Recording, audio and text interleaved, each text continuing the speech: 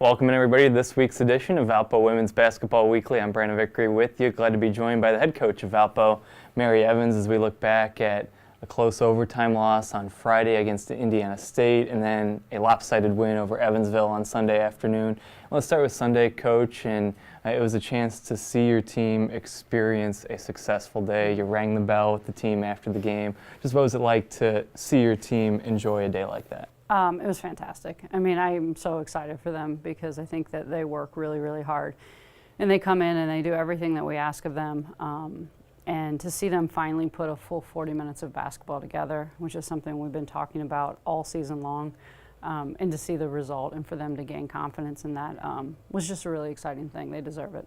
One player of many who stood out, I thought, was Ella Ellenson. First 8 or 9 games of the year to the last 8 or 9 have been a big turnaround for her. What's she done over the last 8 or 9 games? I think she's just continuing to learn. Like I've talked about it before, but I think the new system was a lot for her to take in at first, and I think she's understanding things, and things are starting to slow down, and she's starting to figure out where she can score, and she's just being more aggressive. She understands, I think, what is a good and a shot for her. And she's getting great opportunities as a starting 5 with her skill set. I mean, she just has an advantage against a lot of other bigs in our league right now. 2 players who showed resiliency this weekend are 2 of your top scorers. Meredith Hamlet, coming off a tough weekend at Drake in Northern Iowa, has an outstanding weekend this weekend. And then Grace Hales, her worst shooting night of the year on Friday, and then her best one of the year on Sunday. What was it like to see those 2 bounce back in that way? It was great. I mean, again, Meredith sometimes, I think,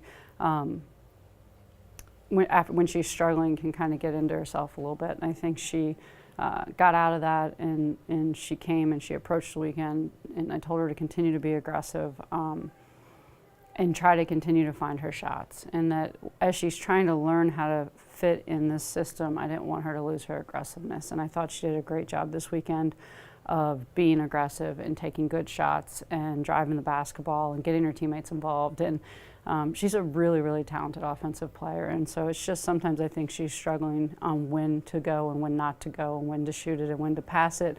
But she needs to figure that out in practice, and in games she needs to approach them with a very aggressive mindset. Valpo fans know the name Katherine Carlson from the volleyball court, and she finished her outstanding volleyball career. Easily could have focused on academics and social life, but she chose to join your team as a walk-on, and then she gets to play yesterday and brings a hustle to the floor. What's it been like to have her on your team? It's been awesome. I mean, she is an amazing young lady.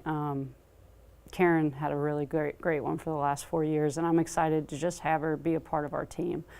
She's a fantastic person. She brings a lot of energy to practice. She brings a lot of enthusiasm to our locker room. And she brings experience in winning. And I think that's been really important to kind of be able to reference things with her and her discuss that with our team. And I was excited for her to get an opportunity, and I've been wanting to put her in, and just, close games isn't the time that I wanted to throw her out there and see what would happen. And so we had the opportunity yesterday, and I was really impressed with the way she played. I mean, she got after the offensive glass, she played in a stance defensively, and so I think it was nice for me to gain some confidence in her ability to go out and give us some minutes. Everyone knows you've had some players who are out for the season. Yesterday I thought Steve Salceda did a nice video on your bench mob. Just what type of energy do players like Marley Profit bring to that bench? So much energy, and I think it just shows the character of our team, that you've got a group of 5 young ladies who are dealing with separate injuries of varying extent, and it's hard to go through that. Like, they're not getting to do the things that they love, which is play basketball. And some of them are going through rigorous rehabs. And so for them to be able to put all that to the side every day at practice and during games and bring a positive energy to our team and a support to the players that are playing, just speaks so much to their character. And I feel fortunate to have that group on the bench and have them bringing that energy to us.